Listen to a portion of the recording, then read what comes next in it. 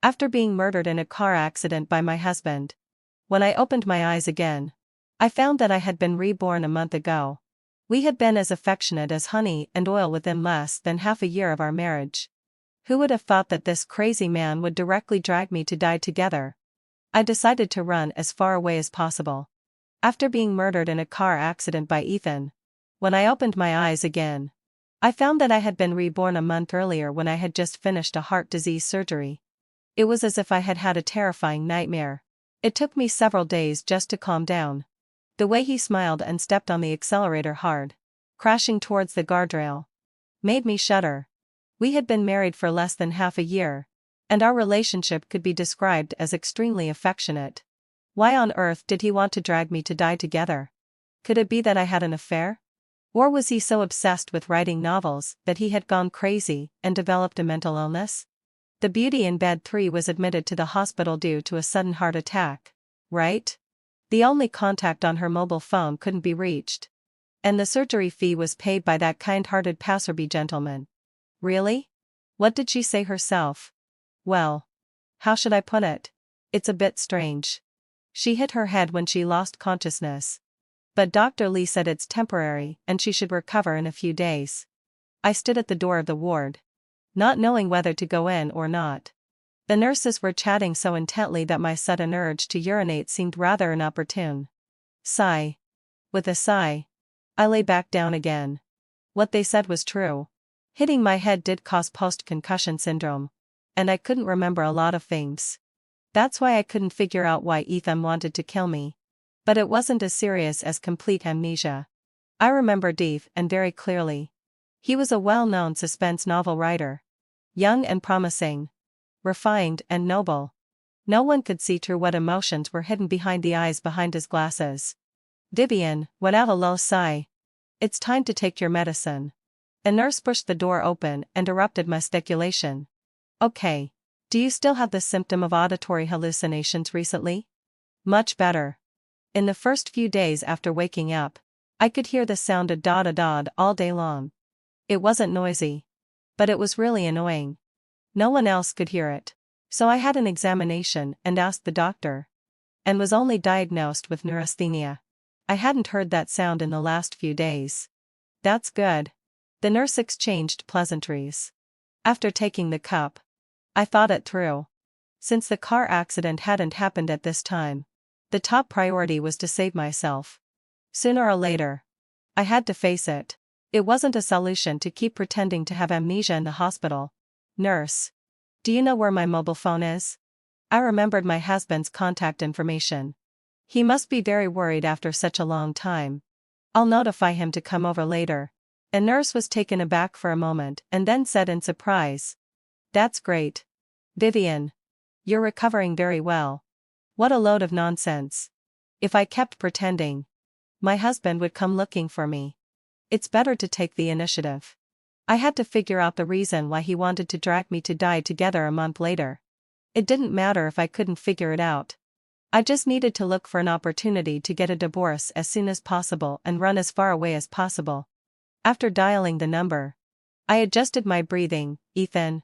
This is Vivian. When Ethan came, he was breathing a little rapidly. The way he looked at me was too focused, making me feel as if I was being probed. I pretended to be weak. With tears in my eyes and a bitter smile on my lips, I almost forgot about you. Very good. Looking at the shock and distress naturally showing in the eyes of the enemy. Using this trick to deceive men is always effective. Vivian? He seemed to be confirming something. I nodded and immediately received a tight hug. Ethan smelled very nice. With a faint citrus scent. Very warm. And it was quite nostalgic. It's a pity that I'm now Hulu. Vivian. A few days later, we returned from the hospital to this cozy little villa. The only feeling I had for it at the moment was strangeness.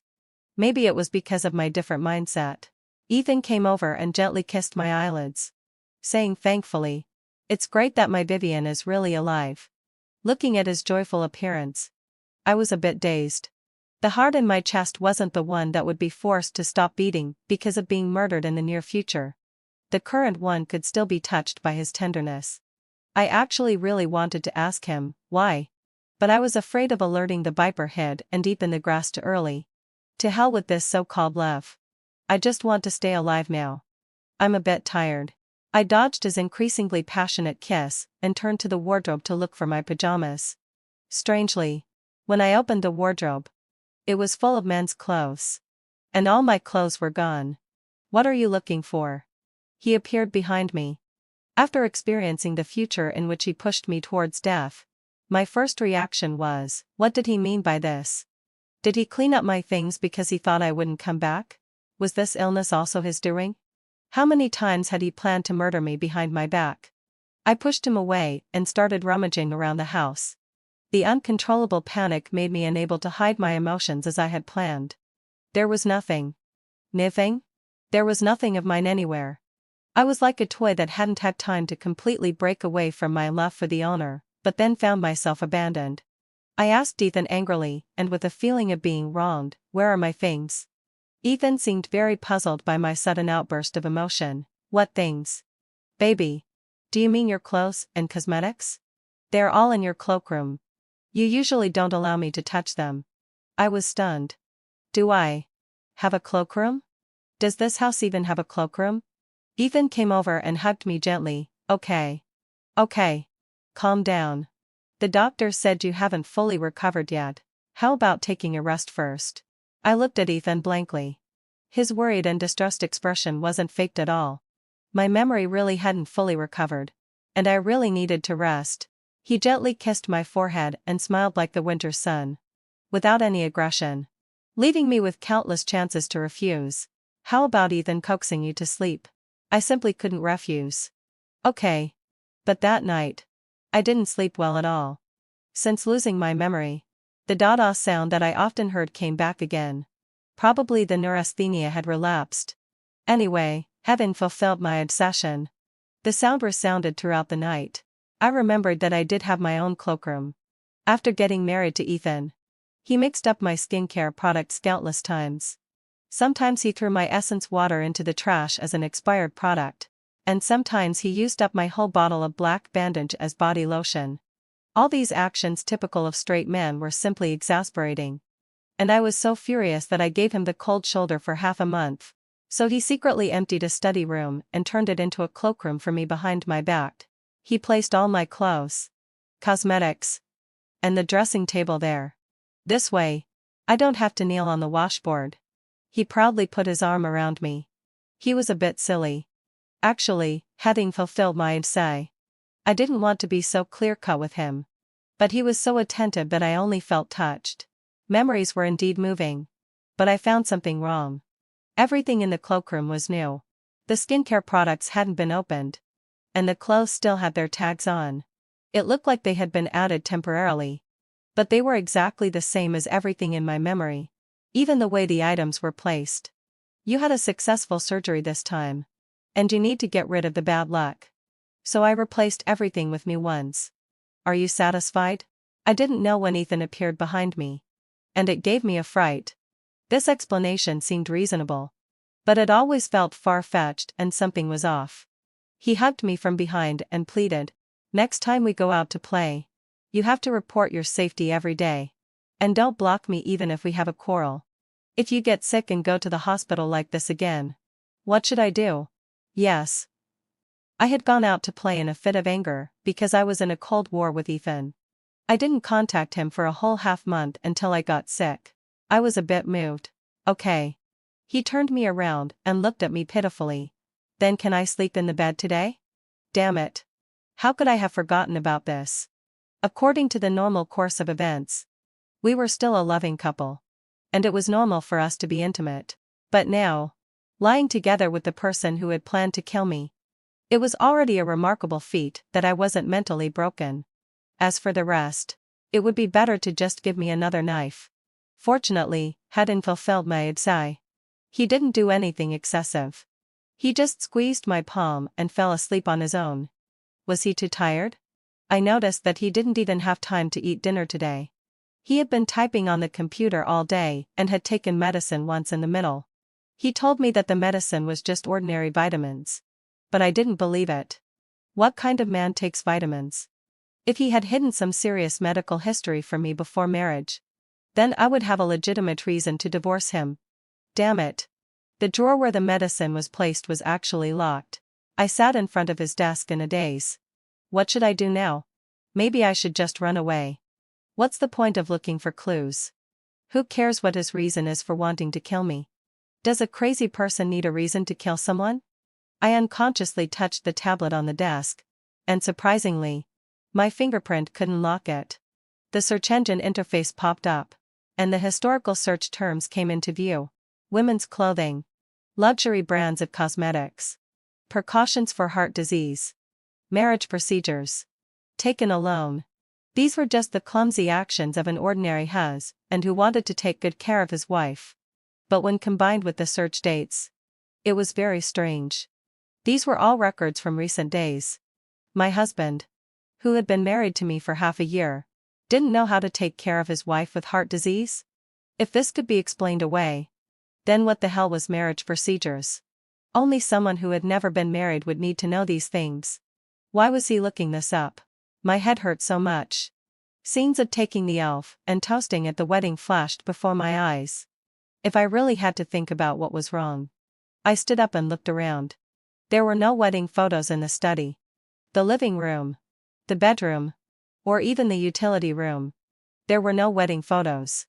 We were a newlywed couple, but there wasn't a single wedding photo in the house. Regarding this point, why hadn't I been suspicious before? Now, my married life was suddenly full of bugs. Was it because I was overthinking things? Or was there no so-called rebirth at all? And all of this was just a mirage before my death? Ethan was the source of all the abnormalities. I decided to start with him. At dinner, I casually mentioned, "Ethan, I shall leave too. I remember we took a set of wedding photos by the sea. Do you have an electronic backup? I want to set it as my phone wallpaper." Ethan was taken aback for a moment and then suddenly looked at me. For an instant, there was a hint of mockery in his eyes. "We didn't take any wedding photos at all. Vivian.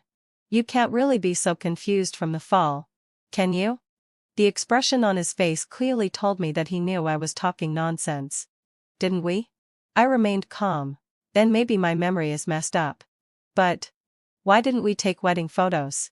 He answered quickly, "You said that we would take them together after we had a baby." I immediately gripped the chopsticks tightly. This wasn't right. Did I seem like the kind of person who would say such a thing? "You don't look well. I'll do the dishes later. The doctor said you need to rest early these days." He put down his chopsticks, came over, and hugged me tightly. "Everything will be okay. It doesn't matter, Vivian. I'm always here. You've always wanted to go back to the amusement park, right? We'll go tomorrow. I've already bought the tickets." I looked at the calendar. Yes, tomorrow was May 8th. According to my memory, it was on this day that we returned to the amusement park where we first met and fell in love. He collaborated with the staff to prepare many surprises for me, and we spent the most romantic and exciting day. Just thinking of this, I can't help but feel a surge of tenderness in my heart. A person's eyes never lie. I'm certain that, at least until this day, he still loved me. However, that night, the data sound appeared again, and I woke up instantly. It still hadn't disappeared. Instead, it echoed more clearly in the darkness of reality. And Ethan, who had always been sleeping beside me, was also gone. I followed the sound and walked out of the bedroom. I found Ethan and the source of the sound in the small study next door. I hesitated for a moment and peeked into the crack of the door. There he was, wearing glasses and sitting in front of the computer with great concentration. The warm yellow light in the study softened the tough lines of his face, making my husband look like a gentle gentleman at this moment. His fingers were leaping rapidly. No matter how violently that seemingly expensive keyboard was struck, it only made a pleasant data sound. In the silent late night, it was like an inspiring movement being composed. His hands typing were very beautiful, but the sound of this keyboard was so similar to the data sound that had been torturing me. A sudden fit of irritability made me deliberately make a sound, and sure enough, the sound of the keyboard stopped. I turned around and went back to the bedroom. Soon, let out a low sigh. Ethan also climbed into bed, hugged me from behind, and apologized in a low voice. "I'm sorry. Baby. I woke you up." I didn't respond. But as soon as I heard his voice, most of my anger dissipated, even though I felt a bit pathetic for it. I finally admit. It's true that I hate him for trying to drag me to my death, but the love that has accumulated over time can't be easily offset. I loathe my own cowardice. My reason tells me, this is wrong. This man could kill you. Why are you still being soft-hearted? Why can't you be ruthless? But I just don't know why. I suddenly shivered. It seems that my feelings aren't controlled by my thoughts? Can this be simply explained by not being able to let go, and not being able to forget? I can't figure it out. It's amazing. On the way to the amusement park, all the scenes and memories of the moment when I said, "I don't want to take wedding photos. Let's take them together when we have a baby," came to my mind. It was the conversation that took place after I accepted Ethan's proposal in this amusement park. Yesterday, how does it? I was still so certain that this couldn't be true. It's so absurd and embarrassing. And it's so similar to the cloakroom incident last time. Whenever I question my husband, the belated memories always slap me in the face the hardest. Because of my heart problem, I've always been a sickly person. Now that I've also hurt my head, I feel even more at a loss. Although I want to pull myself together and relive the romance with the person I love for the last time today. Not thinking about anything. Not planning how to leave him. And not thinking about that car accident murder attempt, but this feeling of love and hate intertwined almost ruins my entire mood. Here. A pink cotton candy was thrust in front of me. A fun iPhone, wearing a Mickey Mouse headband, smiled as brightly as the spring breeze in March. "What are you thinking about? Cheer up. We're here to have fun." Just because of his sincere and somewhat childish smile, my heart unexpectedly calmed down. "Why do you seem to like places like amusement parks even more than I do?" Leaning on the swing, Ethan was more relaxed than ever, because when I was 6 years old, on this very day, I was abandoned and by my own mother in an amusement park. I was stunned. Because I didn't know this. On this day in my previous life. He didn't say anything about his family background. Before. I only knew that he, like me, had lost both his parents. I was really happy that day. I even prepared a Mother's Day gift for her. In the end, it was such a pity. She disappeared before I could even play anything. His expression didn't change much. And he was even smiling. But it's different now. He looked at me seriously. "Now I have you. Don't you ever leave me." Fine. Dense pain welled up in my heart. The way he smiled still made it impossible to see his true emotions. Yet it was so pale and vulnerable. It seems that I've never really known him. I had a hunch. "What medicine were you taking that day? Let's give it one last try. Give our marriage one last chance." He didn't say anything. He just put away his smile and his face became expressionless. Not far away, a colorful hydrogen balloon floated slowly into the sky. A child was crying loudly, demanding that his mother chase after the balloon. His attention was drawn to it, Flipgastini, and many others. But the effects are all similar. My fingers trembled slightly. The key that I had never been able to figure out was suddenly unlocked, and my thoughts became extremely clear in an instant. This explains why he tried to drag me to die with him. "Will you leave?" His expression didn't change. And his calmness was terrifying. After a moment, Ethan seemed quite satisfied with the way the mother gently coaxed her son. Finally, having fulfilled my, he turned back. "Divorce? Or separation? I'm fine with either. Ordinary people wouldn't give up a partner suffering from depression easily. But I've already experienced the ending of being dragged into the abyss together. Logically speaking, I'm even more innocent than Ethan, who is tortured by the illness. Right? The opportunity is right in front of you. Miuhulu. Vivian. Don't be stupid. You've been given a second chance in life. And this is even better than when you finally uncovered the truth. I should be ruthless and stay away from him. Away from this selfish patient who could drag his lover into a deathly ending at any moment. But in fact, even though my legs were happily stepping forward, my heart hesitated once again. That uncontrollable feeling of being soft-hearted and attached came back again. Emotionally, having fulfilled my obsession, I can't truly give him up. And rationally, I can't easily forgive him. I said. Let's give it a try. Ethan. He showed a puzzled expression. What? I forced a relaxed smile. Let's see if love can save you. He was stunned for a long time and then let out a disdainful laugh that I had never heard before. Full of confusion, I'm really surprised. You probably don't know what I'm capable of. Do you? You're so naive. I froze. The image of the windshield shattering and flying, and the stinging pain of it cutting my cheek seemed to reappear. Of course I know what you'll do. I've already experienced it once. Although my heart ached, I still had to pretend to be confused and test him. Could it be that you'll drag me to die with you? Don't you love me? How could you bear to? As a result, he didn't show any reaction, as if he had been exposed. The shock, guilt, and panic that I had imagined and didn't appear on his face. He just kept smiling. My hair stood on end. This man seems to be even sicker than I thought. I really regret my decision just now. Except for this short conversation that suddenly inserted itself a few minutes ago.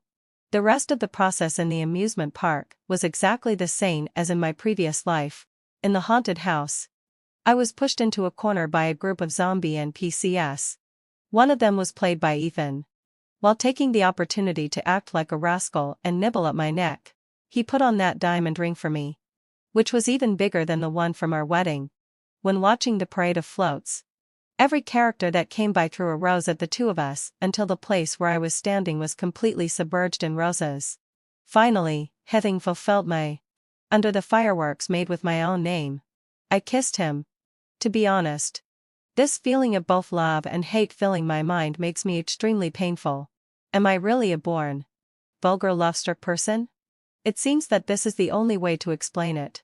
But even if I'm a love-struck person, it doesn't mean I'm in the late stage of idiocy. I've already regarded the decision I made just now, to be willing to stay, as an impulsive act. And I'm also ready to run away at any moment. If I still can't help him, I definitely won't sacrifice my life to accompany him and just let him kill me.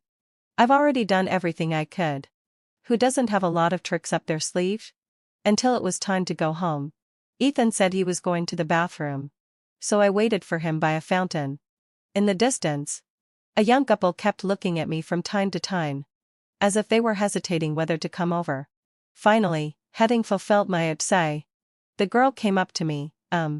Brianna and I have been following you during the parade of floats, and when the fireworks were set off. Have you changed your name now? And you've got a new boyfriend. He's so romantic. I was completely confused.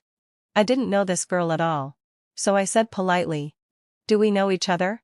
Both of them looked very embarrassed. And the girl was almost crying. Vivian. You're still mad at us. Who is Vivian? I shook my head and thought this overly enthusiastic couple was a bit strange. Sorry. Although I don't know what you're talking about. The man just now is my husband. And I don't know anyone named Vivian. You might have mistaken me for someone else. The girl obviously didn't believe me and came up to grab my hand. How could we be mistaken? A hand interposed between us. It was Ethan, hadn't fulfilled my obsession. And he still had a polite smile on his face. Miss, having fulfilled my obsession. My wife has already said she doesn't know you. And if you were there when the fireworks were set off just now, you should know her name is Vivian. The man named Brianna's face turned green and then white. And he stuck out his neck stubbornly. But the mole on her face is exactly the same. I was immediately alarmed. Watching the young couple turn back every few steps as they left. Ethan put his arm around my waist. Let's go too. I couldn't tell what was wrong. But that familiar feeling of something being off came over me again. What they said. Ethan's expression remained calm. They just mistook you for someone else. It seems that from the very beginning to the end, he has been extremely calm. But this overly certain attitude not only fails to dispel the doubts in my heart but instead makes a strange feeling grow wildly in my heart. On this day in my previous life, the doctor called and said that the patient ahead of me had cancelled the appointment. And I could go for a follow-up visit one day earlier. I remember that after the follow-up visit, Ethan took me to that hot pot restaurant that I had been wanting to go to for a long time. So in this life, I got up early to make preparations. but I couldn't find my medical record. Including my ID card, marriage certificate, and social security card. They were all gone. The only two living people in this house are me and Ethan. If those things didn't grow legs and run away on their own, someone must have put them away. I ran to the study to ask Ethan. Isn't the follow-up visit tomorrow? I'm just preparing in advance. I couldn't very well say that I could predict the future. But baby, I'm in a bit of a hurry with this manuscript. How about you look for them yourself first? I remember I put them in the drawer of the bedroom. He smiled apologetically at me. All right. Nearly at 12 o'clock. The so-called phone call for the early re-examination didn't come at all, and I was shocked. What's going on? Has the direction of the events actually changed? I went to the bathroom and washed my face. When I caught a glimpse of myself in the mirror, the words the boy said yesterday flashed through my mind again. The mole as small as a sesame seed under my eye was like a teardrop about to fall. With such an obvious mark, could there really be another person exactly the same who also had it? I realized that I seemed to be wrapped in a layer of cocoon silk. I couldn't break through it. Nor could I reach the bright world. If I remember correctly, I should have the script of a rebirth novel. Right? Why has it turned into a suspense drama in this new life? And all kinds of unexpected situations keep coming one after another. What I'm more concerned about is that if the direction of the events is different from the previous life, then what about the car accident? Will it still happen? Or, will it happen in another way? This sense of uncertainty without the so-called golden finger suddenly made me feel terrified. What are you thinking about? Ethan suddenly appeared in the mirror, giving me a big fright. Damn it. Why does this bastard always walk without making a sound? I suppressed the urge to run away immediately. Nothing. I just feel like having hot pot. Bear with it. Baby. We're not going out these days. Why? He looked at me quietly. Because I need to catch up on my progress. And you have to stay with me. Don't run around. Was he restricting my personal freedom? I got angry, but I want to go out. Okay, head until Philwide Sarshan. But don't be out for too long. He slowly turned on the faucet. And don't go too far. You're not in good health. And I won't be at ease. I know my own body well. I not only want to go on a long trip, but also find a job and go to work. I can't keep relying on you to support me all the time. I was already unhappy. And now I just blurted out without thinking. Ethan washed his hands slowly and methodically, and his tone didn't change at all. Great. Then have you found your ID card? After saying that, he turned around and went to the kitchen to make lunch. A chill ran down my spine. If I remember correctly, what I just told him was about looking for the medical records. And I didn't mention the ID card at all. So, did he hide all my identification documents? After going through 2 lifetimes. Ethan, this despicable man, finally gradually revealed his true colors. No matter how much I insinuated, he pretended to be innocent and refused to admit that he had hidden those documents.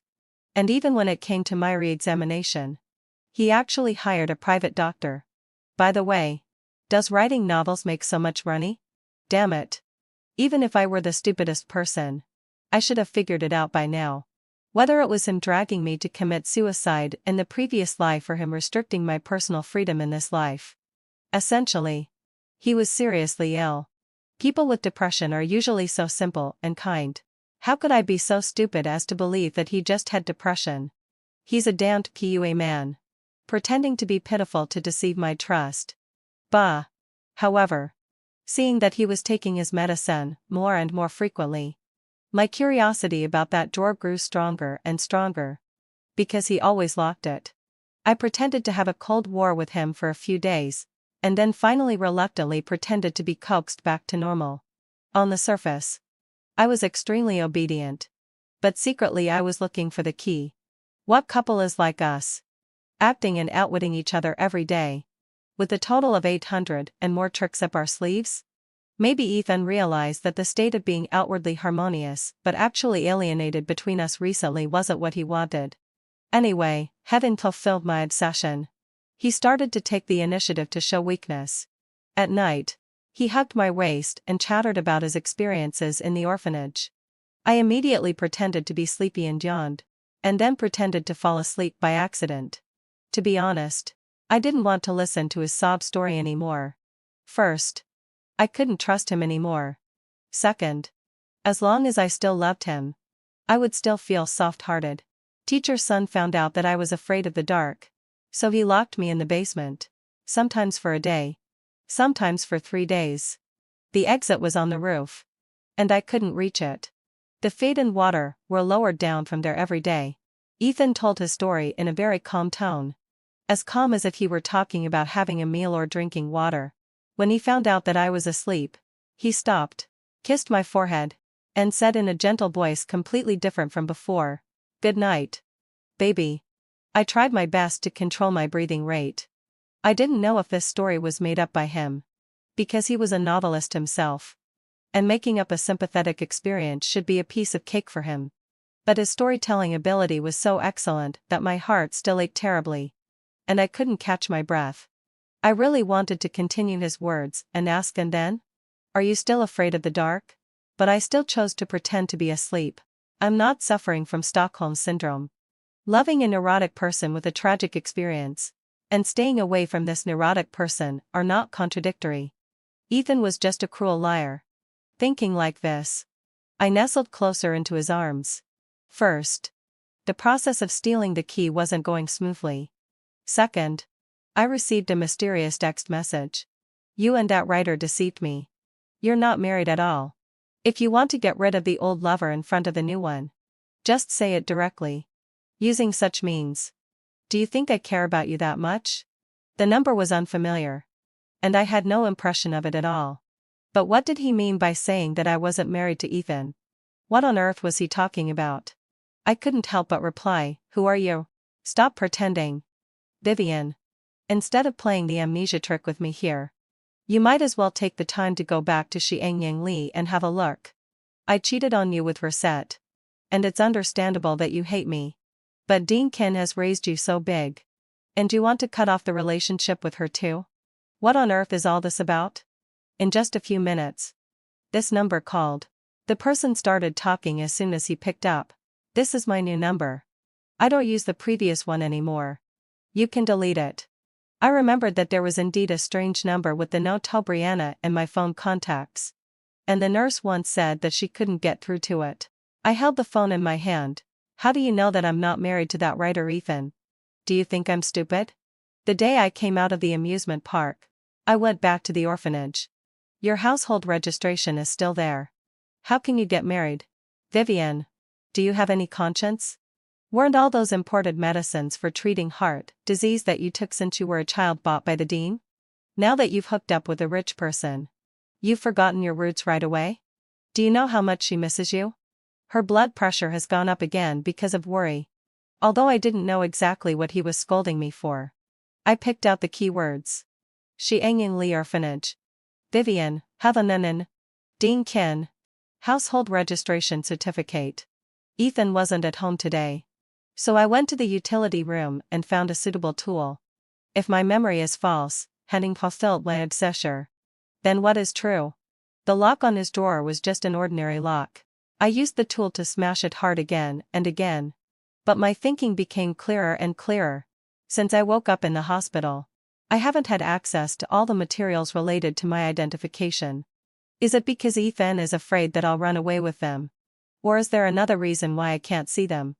With a click, the lock head completely broke and fell to the ground. I steadily pulled open the drawer. On more than half of the medicine bottles in the drawer were written some unfamiliar medicine names.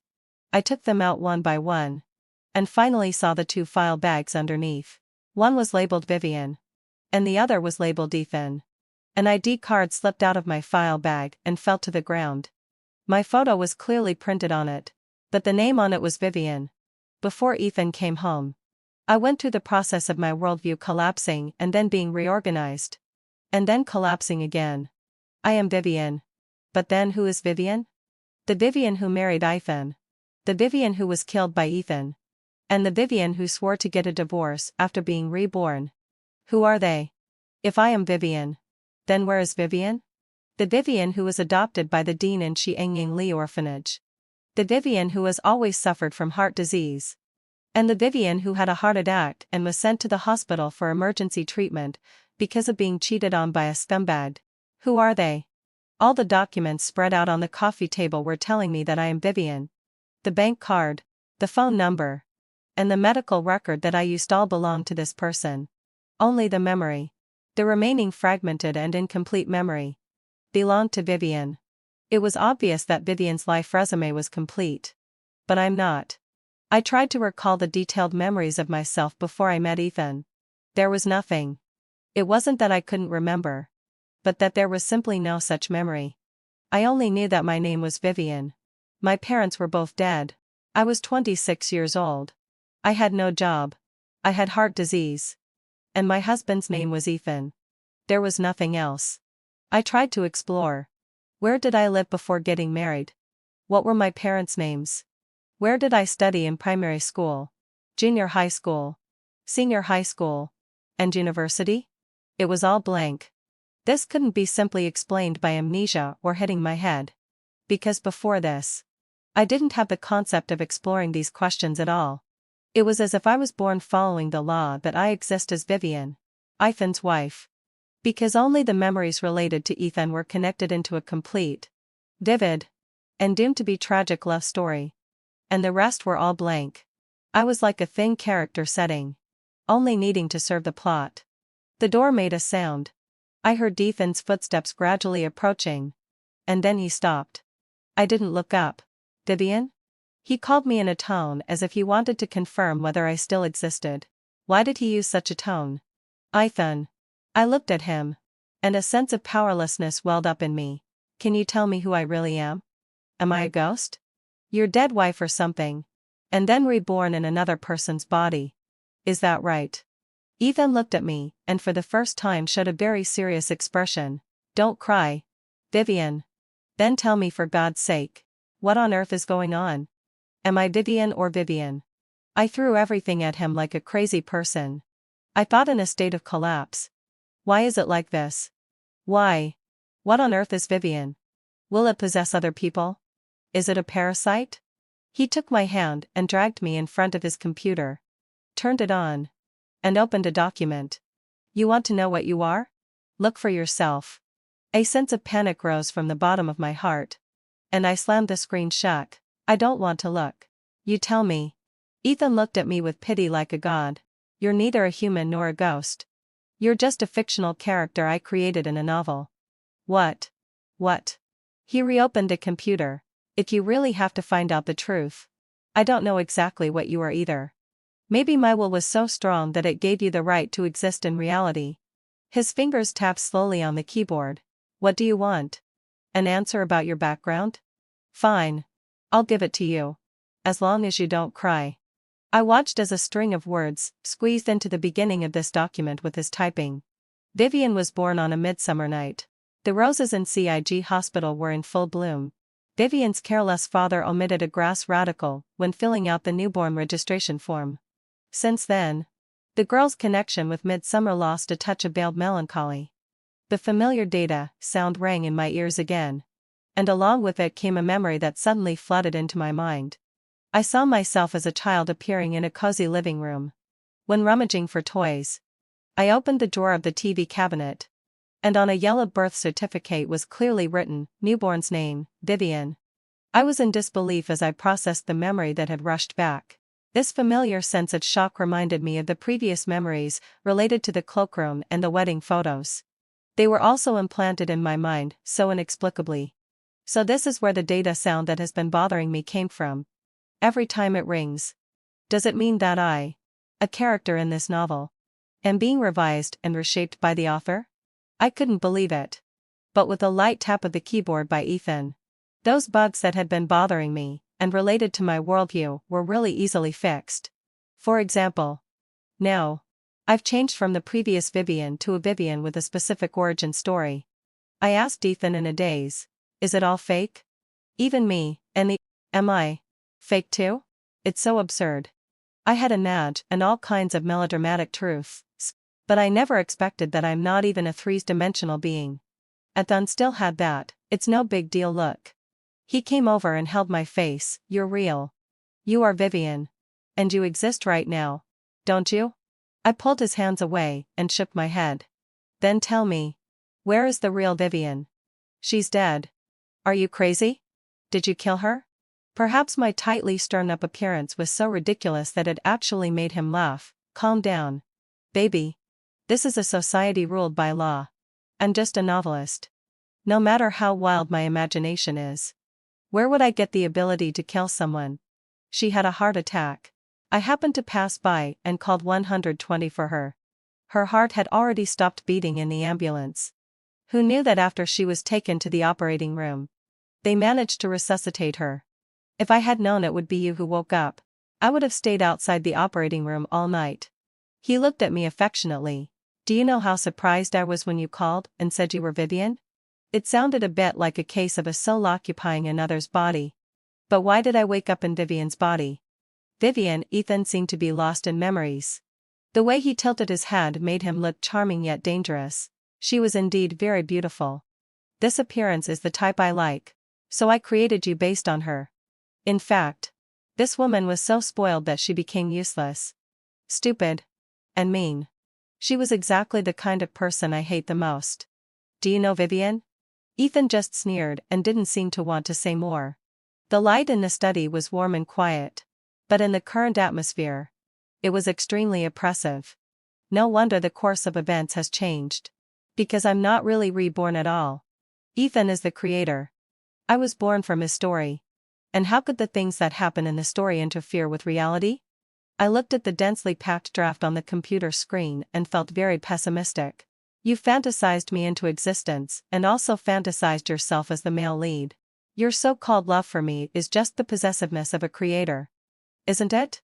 Ethan gently touched my hair with a sense of cherish and laughed softly. Don't say that.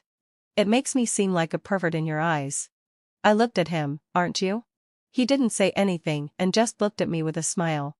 Only now do I understand why he always likes to look at me with that kind of an adult looking at a naughty child gaze. Because in his eyes, my words and deeds are no different from a blank sheet of paper. I hate this feeling of being controlled. Let me guess. A phone. What do you like about me? I flipped through the draft of this novel, which was nearly 100 tomes and words long. You didn't construct my life in the novel, because all I need to do is be a daughter flower that clings to you. That way, having fulfilled my desire, I'm easy to control. But essentially, you look down on such women. So you still gave me an independent and sober personality. Go on. You trapped me by your side and finally arranged a tragic ending where we both perished. This is a kind of paranoid and terrifying desire to destroy the one you love. You're contradictory and crazy. I realized, the real protagonist of this story has always been you yourself, right? The medicine bottle on the floor hadn't been put away yet. And half of the medical record in Ethan's file bag was exposed in the chaos. Borderline personality disorder. BPD. Borderline personality disorder. An unstable, complex, and severe mental disorder. Excellent writers really are all crazy. Then I thought, why should I be afraid of him now? I'm not even a real person. At the amusement park that day, you deliberately pretended to be pitiful to gain my sympathy. You already knew that I wanted to leave you. So you deliberately played the victim? And the story about being afraid of the dark last night. It was all just his means. Wasn't it? Didn't refute. Instead, he showed a delighted smile because of my quick reaction. You were written by me. I know you better than I know myself. Vivian. Really. Don't try to leave me. I'll be very sad. I sneered. So, having so bad say. If I had left that day, what would you have done? Come back and continue to be a keyboard warrior, modifying my personality to make me into a sex doll who only knows how to love you and obey you? Upon hearing this, Ethan showed a surprised expression. No. What are you talking about? How could I treat you like that? He really looked innocent, making my speculation about him seem extremely petty. As usual, he tried to soothe his frightened wife with kisses and hugs. Why are you having such wild thoughts? You clearly know that I can't bear to let you go. And you don't want to leave me either. Do you? Otherwise, why were you crying so pitifully in my arms last night? He heard me? What was he thinking when I was so heartbroken that I couldn't extricate myself because I imagined his tragic childhood and couldn't help but sob softly last night? Was he proud?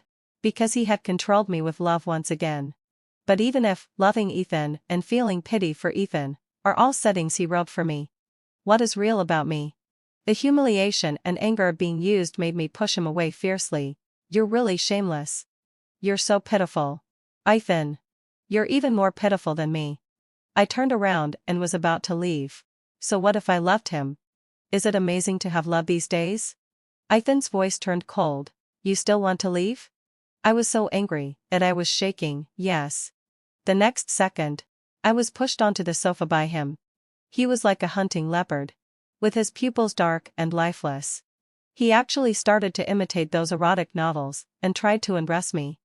I don't understand. Vivian. Does loving me make you feel ashamed? Didn't I do well? You're not even a real person. What do you know about being pitiful? I thought my creator was ridiculous.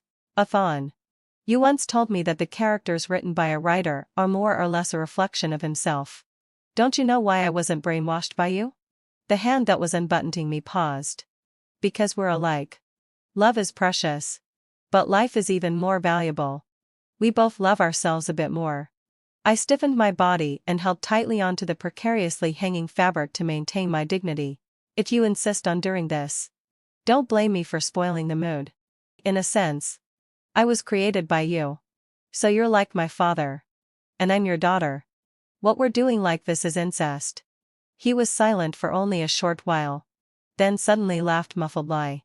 He let go of me, got up, and walked to the side, still laughing nonstop. Is he crazy? What's so funny? You really surprised me. But this is quite interesting too. He became the gentle Ethan again and stole a kiss on my lips, then run away. Let's make a bet. What nonsense are you talking? I was completely confused. You just won't leave me, he declared. What a childish and narcissistic thing to say.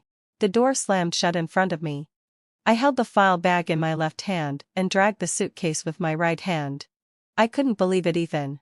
The craziest of the crazy. He actually really changed his strategy and let me go.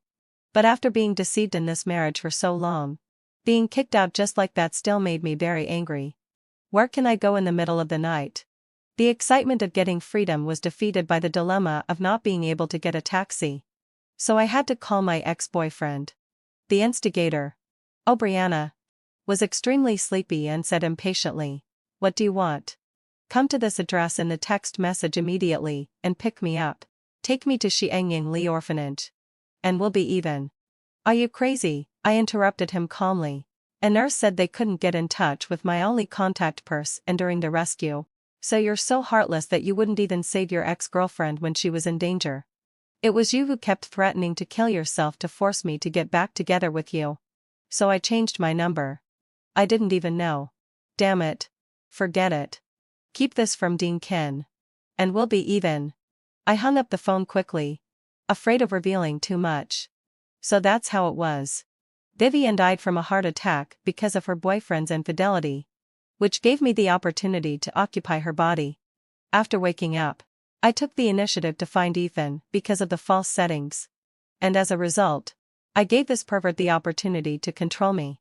One can't be so easily taken advantage of. A tragic ending novel has harmed the strong female protagonist. Brianna came quickly with a scowling face. Finally. Your conscience has awakened and you're willing to go back and visit her? I thought you, the ungrateful wretch, would never want to go back in your life. Arguing with a jerk makes me a jerk too. No. I really hurt my head. I just remembered some things these days. I tried my best to inquire about the news without showing my real emotions. Although you're a jerk, you keep mentioning Dean Ken.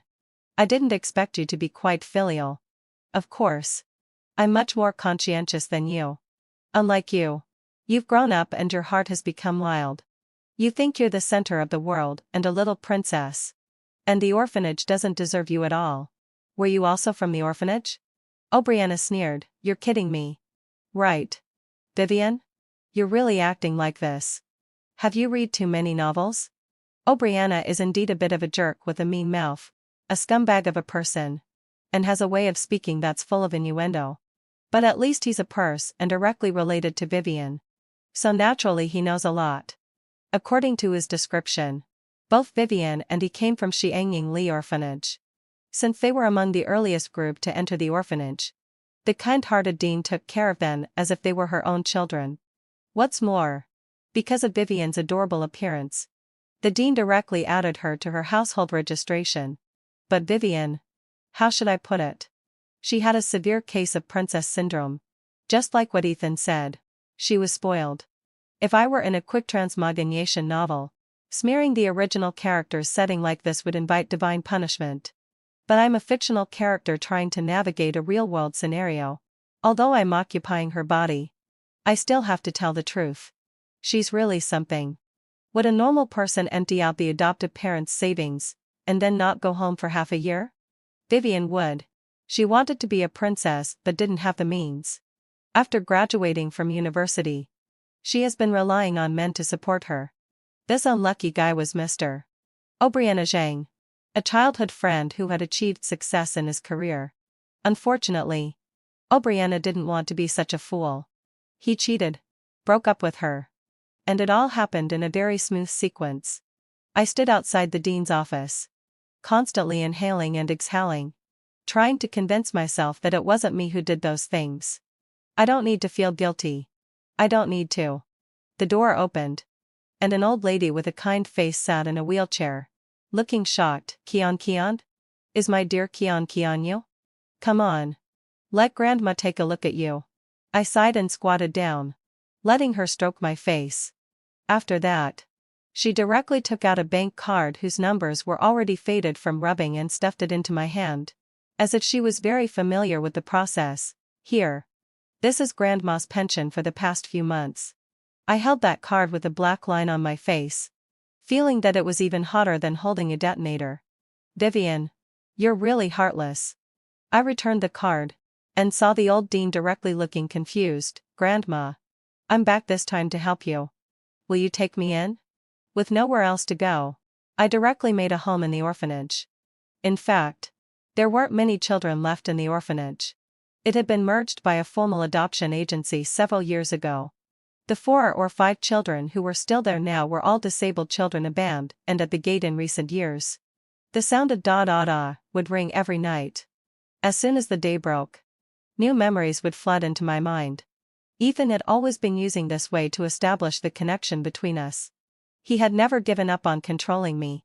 I couldn't resist. I could only watch helplessly in the memories as Vivian's father died in a construction site accident when she was 6 years old. Her mother remarried, but the husband's family didn't want Vivian as a burden. So she was abandoned and by her mother and then rescued and sent to the orphanage. But Vivian was me. These experiences were destined to be my experiences. Deeply engraved in my bones. And impossible to erase. It rained that day. I and another middle-aged female teacher left in the orphanage took care of the children, feeding them and putting them to bed. But a deaf child just wouldn't go to sleep. He kept screaming and pointing at the dark rain curtain outside, crying his heart out. I didn't know what this child had gone through, but that mournful cry went straight to my soul. When I got back to the dormitory, soaking wet and in a daze, I didn't even have the strength to turn on the light and just went to sleep directly. On the 6th day after leaving Ethan, the story of my childhood was pushed to a climax by him with extremely cruel descriptive methods. With the familiar sound of da-da, I dreamed that when I was 7 years old.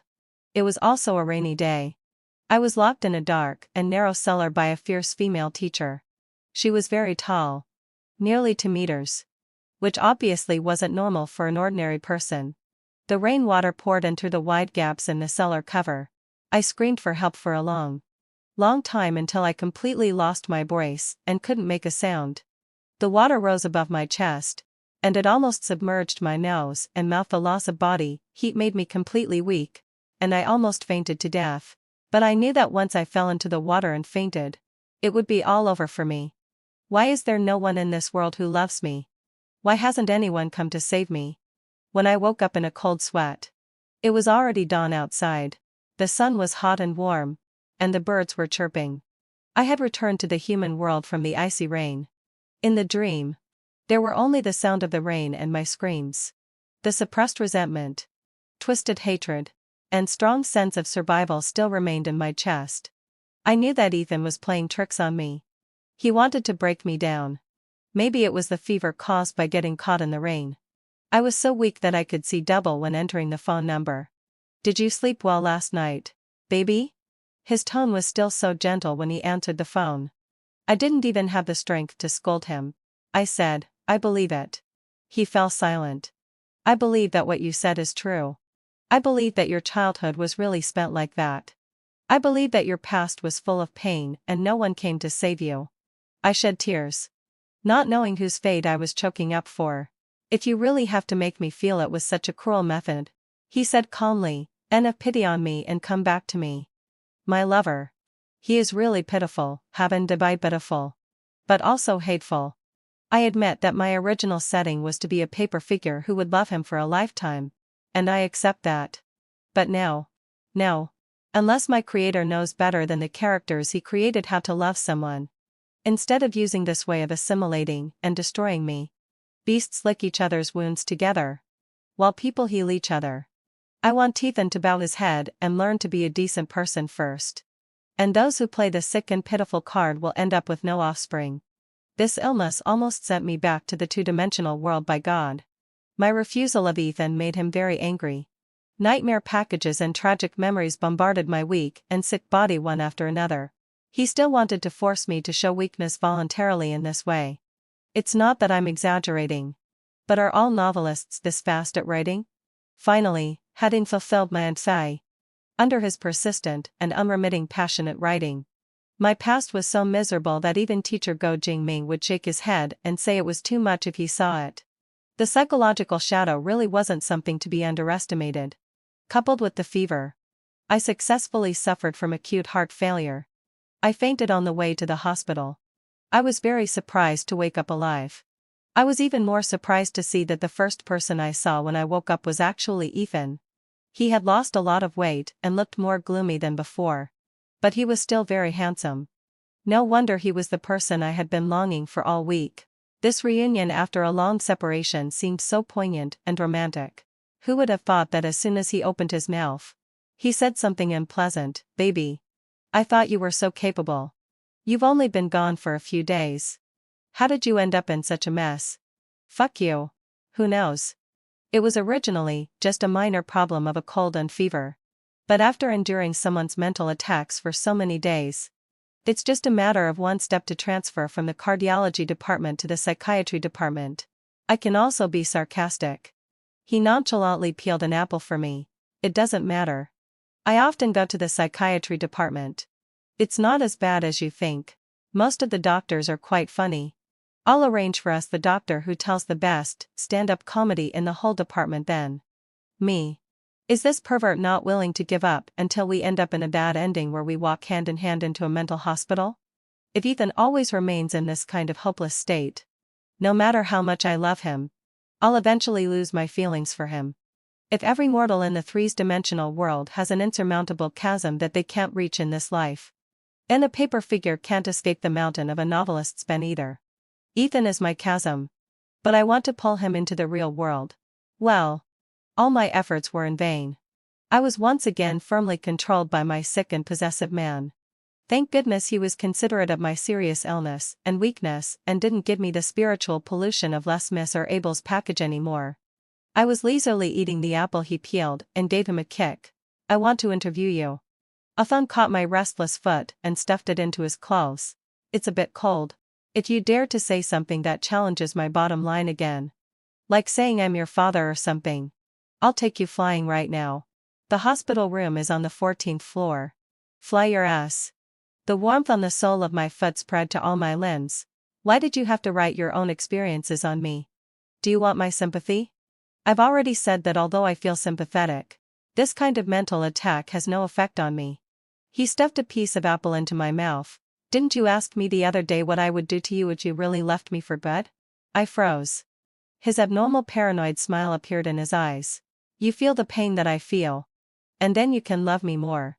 Vivian, how about when I write a book, if I lose my belief in the characters I create, Then I will destroy the book along with them. My heart sank to the bottom. His subtext was, the reason he tolerated me was that he knew I loved him enough. He really knows how to stab someone in the heart. I could have stabbed him back and said, if it wasn't for the setting you wrote that commands me to love you. Even if all the toads in the world were dead. Any normal person wouldn't even look at you. A neurotic. You're the kind of typical negative example of, in the novel. I'm all for it. But in reality, it's him that the police uncle is after. But there are no ifs in reality. As a paper figure with a mind. Since it's an established fact that I love him. Then I should be more mature. Even the most mediocre love story knows that stabbing each other in the heart between lovers is always the stupidest thing to do. Anyway, having fulfilled my obsession. I'm not a real person. So I'm not afraid. I'll just confront him on this. How can I tolerate his bad habits? If he wants to ask for love from me, he has to learn to love first. Grandma. I'm fine. Yeah. Okay. I'll be discharged from the hospital today and go back tomorrow. Bye. I'll hang up. As soon as I hung up the phone, Ethan pushed the door and came in. Judging from his facial expression, he was very not happy. You're adapting very well to Vivian's social identity. He pushed his glasses. I don't mind you seeking freshness from this job, but I hope you can get off work and go home on time every day. I pretended not to understand. Taking care of children is something that can't be predicted. I have a dormitory there. His hand that was helping me pack things stopped. And his tone was gloomy. If I could have met a kind teacher like you back then, I would have been extremely grateful. Do men all like to express their dissatisfaction in a sarcastic way? It's annoying. I sighed, Ethan. When Ethan heard me call him like this again, his face showed a slightly surprised expression. Based on my shallow social experience these days, I know that there's a way for partners to express their love in daily life. That is, most husbands or boyfriends will pick up and drop off their lovers when they go to and from work. He was taken aback for a moment. It doesn't matter if he doesn't know how to love. Anyway, Heavyway. I, who ranked second from the bottom, will teach him. Who ranked last. Read less about overbearing COS. Girls need to be courted. I pretended to be cool, packed up my belongings for the hospital stay, and walked out of the hospital room door first. When Ethan caught up, I noticed that besides a hint of bewilderment on his face, all the hostility in his demeanor had completely dissipated. Early the next morning, he pretended to be calm and held the car keys in his hand. Let's go. But it's only 6 o'clock now. Can you let me have breakfast first? But he clearly had an eager expression on his face. All right. If I don't eat, I don't eat. When we arrived at the place, I noticed that his mood was obviously not as high as when we set out. He just stared infuriately at the rusty nameplate of the orphanage. I'll come pick you up in the evening. I grabbed him. Come with me. Don't you want to see the environment where I work? What was that bit of chicken soup saying? To overcome the shadow of your troubles, you have to bravely face a similar environment. I know it's not easy, but no one wishes more than I do that he can let go of himself. He looked at me, not even smiling, and remained silent for a long time. I wasn't intimidated and just stared right back at him.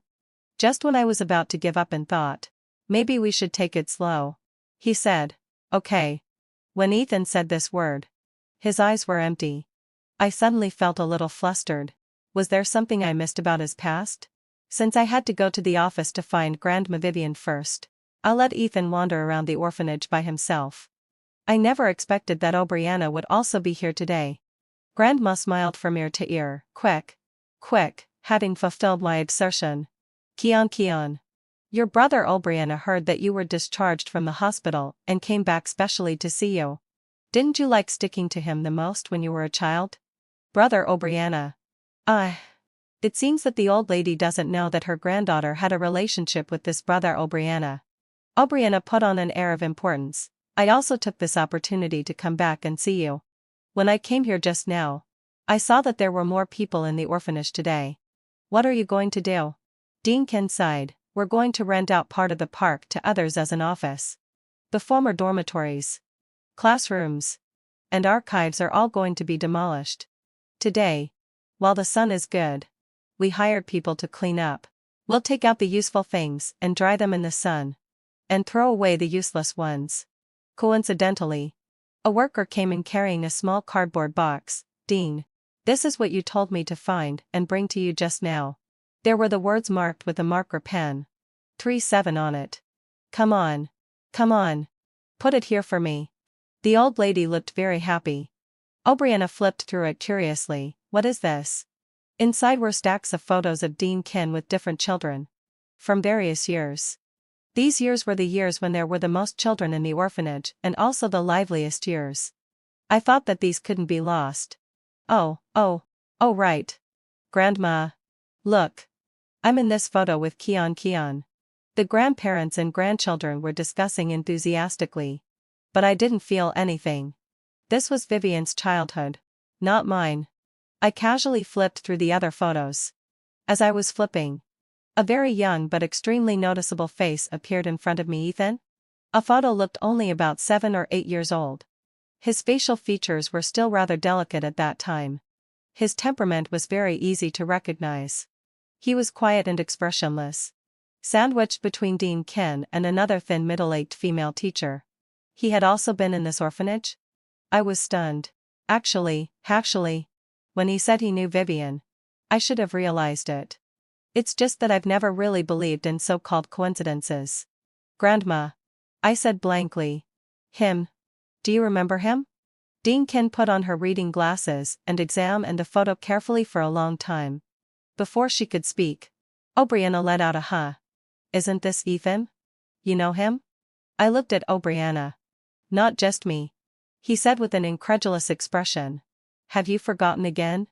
Dean Kin finally spoke up. She first let out a sigh. Then leaned back in her chair and spoke in a rare serious tone. I have an impression of this child because I recognize Teacher Sun next to him. I'll never forget this woman for the rest of my life. Teacher Sun. I remembered. Teacher Sun found out that I was afraid of the dark. So she locked me in the basement. Sometimes for a day. Sometimes for 3 days. Ethan's calm tone of narration seemed to ring in my ears again. I ran out of the office and looked around. But I couldn't find Ethan anywhere. This Teacher Sun is extremely evil. In those years, there were a lot of children in the orphanage. And there were also many hired teachers. It was inevitable that some people would just muddle through and not be dedicated. But she was the worst. Later, we found out that this woman was a pervert. Her own child was abducted by human traffickers. And her mind was twisted. She couldn't stand to see other children doing well. I always thought that with someone like Dean Kin in charge of Xiangyang Li Orphanage, it should be like its name suggests. Even if the children lacked love, at least they would live in the sunshine. Even Brianna would be grateful to this place.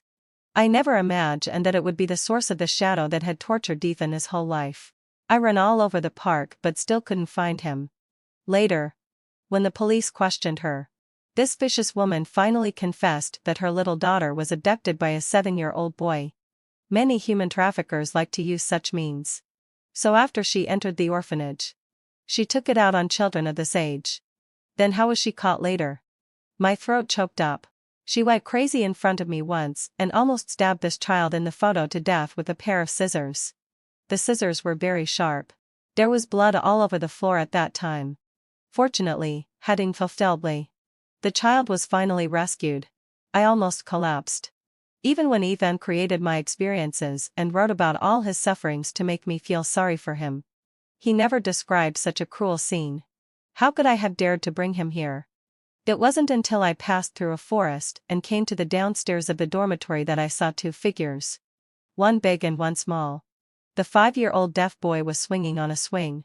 And Ethan was leaning against a nearby tree watching him. I rushed over and was about to speak when he spoke first. He's also afraid of the dark. What? Ethan answered seriously. Just now, the power went out in the activity room. There were no windows there. And the sunlight couldn't come in. He was screaming very loudly. I looked at him. Suddenly, I didn't know what to say. Why are you crying again?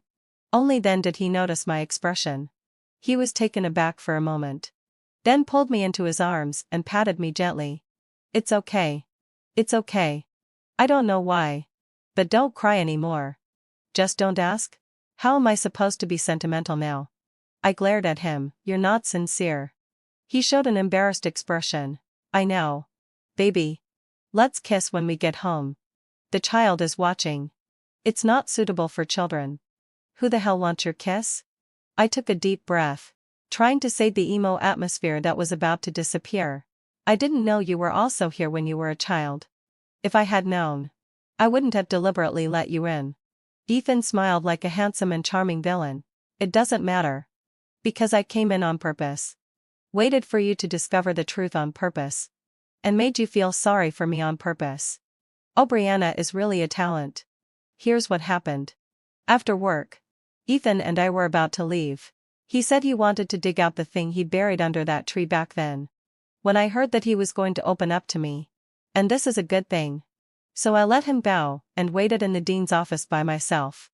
As a result, this Shanghai didn't leave at all, and was waiting for me. Vivian. You changed a lot now. You're even willing to come back and work at the orphanage. Are you doing this on purpose to make me change my mind? You. Cough. Cough. Cough. Start over. I just choked on some saliva. And I didn't have enough momentum. You're such an idiot. He wasn't affected at all, and even poured a glass of water for me. Stop pretending. How many times did you talk to me in front of Dean Ken today? Anyway, I've already broken up with Reset. We can start over. But there are 3 rules. I can only give you 2. 0 yuan as pocket money per month before we get married. I was speechless. 2,000 yuan? I looked at him and raised my middle finger. 2. 0 yuan isn't enough. If you want me to treat your brain, it has to be at least this much. He got angry. Vivian. Who the hell are you pretending to be a good woman? Don't think I didn't see you bring that Ethan in today. I said he looked so familiar. So he's that Ethan. Watch your mouth. I warned him. Not respectful? He laughed. Wasn't this nickname given to him by you back then? Weren't you really into bullying him when you lead us to do it? Now that you see he's successful and rich, you think it's disrespectful? I know you well. Vivian. In front of him. You can fawn over him. But not in front of me? I was stunned. So this is where the disgust in Ethan's eyes came from when he mentioned Vivian. While I was in a daze. This disgusting O'Brien actually reached out and touched my face. I kind of miss you. That flirtatious side of you. I bet he doesn't really like you. He's just taking revenge on you. Why don't you come back to me? Just as Leito was only 0.5 millimeters away from kicking his balls. The door of the office was kicked open by Ethan from the outside with a bang. What a pity. The big female protagonist's dream of sterilizing this jerk was shattered just like that. On the way back to the villa, Ethan drove at a high speed, and the iron box he dug out was casually thrown on the back seat. Don't we really need to call 120? After all, O'Briana was stuck to the wall after being thrown against it by Ethan. And the way he looked was really scary. After he parked the car in the garage, he looked at me deeply. Are you worried about him? It's not that I'm worried about him. I'm worried that if we don't call 120, he might call 110 on us. Here it comes again. The standard charming and evil smile of the villain male lead. I didn't forget the iron box he dug out. I quickly stuffed it into my bag and followed the steps of the overbearing CEO. To be honest, the atmosphere after we entered the door felt like a storm was coming. But I couldn't figure out what he was angry about. Could it be jealousy? Could he really be jealous of someone like O'Briana? Who's like expired and spoiled vinegar? Fine, do you not love me anymore? Damn it. He really is jealous. To be honest, the sentence, do you not love me anymore?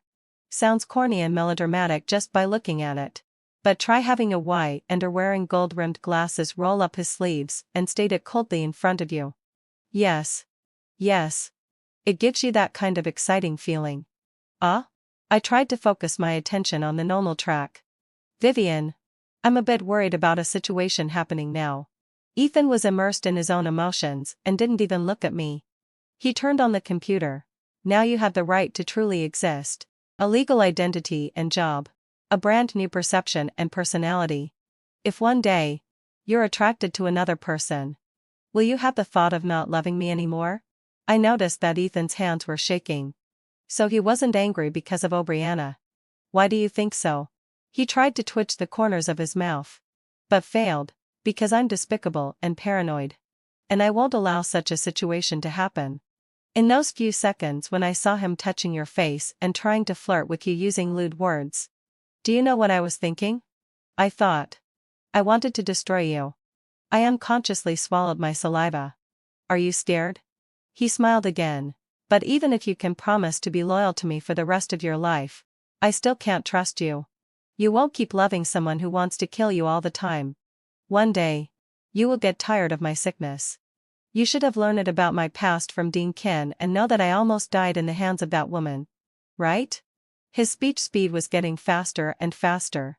Then do you want to know why? She had been torturing me secretly for so long. But why did she dare to stab that pair of scissors into my heart in front of everyone that day? I looked at Ethan, who was immersed in a crazy mood, and didn't know how to soothe his emotions at all. I couldn't even stop him from saying more terrifying things. Because I whispered in her ear at that time, there was a layer of mist covering his dark pupils. Teacher, your daughter has been abducted for so long. And she will definitely die a miserable death. If it wasn't for the support of the wall, I would have already been sitting on the ground. Look, you've already started to be afraid of me. After he finished speaking those truths in one breath, it was as if all his energy had been drained out. He staggered over and kissed the corner of my mouth. I didn't want you to know these things. But this is who I am. I'm too terrifying. I still hadn't recovered. I reached out and unconsciously stroked his hair, trying to soothe him. I've been alone for a long time. So I'm overjoyed by your arrival. I love you so much that I'm crazy. But at the thought of you wanting to leave, wanting to get away from me, I don't know what to do. Ethan showed a rare vulnerability. Let me kill you in advance. You will forgive me, won't you? He was really so pitiful. I shook my head. No. The light in his eyes dimmed. I know that he created me because he wanted to be saved in the illusory world. I know that he wrote us into a sickeningly sweet love novel because he longed to receive the kind of favoritism and comfort that he had never had before. I also know that he wrote our deaths at the end of the novel, which was a deliberately arranged, most artistically beautiful way of liberation after a fleeting dream. But this is the real world now. Does he still want to push himself into the same situation out of fear? What will you do after I'm dead? You'll be alone again. I patted his shoulder. And then create some mistresses like the third, fourth, or fifth one. One day, when your mentality breaks down again, you'll destroy them? He showed a dazed expression. You said no one loves you. And I heard that. You said no one saved you. But now I'm here. It's not that I don't love you. I'm teaching you how to love me. I sighed. Ethan. My Ethan. I'm here alive now. You can touch me, kiss me, and pour out your fears to me. Do you still want to take me to die? It's difficult to love someone. It's even more difficult to love an erotic person. Half a month has passed. I want Ethan to make his own decision. During these half a month, the sound of Dada in my head hasn't rung again. And I haven't been destroyed by him either. As long as the novel hasn't been published, it should be very easy to kill a fictional character. Right? Delete the document. Delete the local source document. Delete the cloud document. It shouldn't take half a month to do these things. Right? So what is Ethan thinking about? The first thing I did when I returned to the orphanage was to tie up Obriana, who had been beaten into a pig's head, and torture him to extract a confession. I learned about that short period of the past between Vivian and Ethan. It turned out that when little Ethan was locked in the cellar and almost drowned in the rainwater, it was Vivian who passed by in the morning and heard his weak cries for help. She was so scared that she almost had a heart attack. She found a teacher and then rescued the 7-year-old Ethan. Little Ethan thought the girl who saved him was an angel. So he often secretly followed her from behind. Many children disliked the gloomy Ethan. So they sneered at Vivian for always having a little follower who was like a ghost. The little princess thought it was a great shame. Finally, having fulfilled my absai, one day, she couldn't bear it anymore. She led her knights to corner little Eve and under the tree and gave him a beating. From then on, whenever she saw him, she would avoid him and sarcastically call out Ethan. So many years later, Ethan called 120 for the sick Vivian and paid for the surgery and medical expenses, which was a way to repay that short-lived kindness. Ethan's iron box was still in my bag. Inside was a diary. I opened it and saw that there were only 2 entries left. The others had been torn out, and I didn't know when they were torn. May 8, 2005. I still remember that my mom was very beautiful today last year. Or it's still today. I was killed again by a girl as beautiful as my mom. It should be this day when little Ethan was beaten up by the little princess and fell from heaven to hell. January 10, 2006. I hope teacher's son disappears. The kapok in the garden is in bloom. When Dean Kim passed by me, she exclaimed, "My dear Keon, why are you crying?" Because I feel sorry for a person named Ethan who has never been treated as a treasure. Really? Did I overestimate myself? Why hasn't he come yet? Is he still the same old way? How can he not learn? It's okay if the Buddha doesn't save those who haven't graduated from undergraduate. But doesn't even Cupid save neurotic people? Fortunately, Hadi fulfilledly, the kapok hasn't withered yet. While I was lost in my thoughts, Ethan finally appeared in front of me. I stood on the steps and deliberately put on a cold face and asked, "Do you still want to destroy me?" He looked much more haggard. He looked up at me and shook his head. "Vivian, our novel has disappeared. It has become a bunch of garbled characters and can no longer be modified or deleted." I couldn't help but laugh. He also faintly curved the corners of his mouth. "So I know that I've let us go. My man is awesome. Then come and give me a hug." Fun. He slowly walked up. This person with a personality disorder, who might not even be able to sense normal warm emotions usually, buried his face in my shoulder without saying a word at this moment and hugged my waist tightly. After a long time, he sobbed.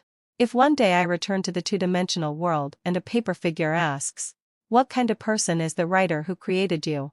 I will say, he has always been crying for help in his words. And his strong desire to be loved finally gave birth to a real soul to love him. And that great female lead is me." The end of the full text.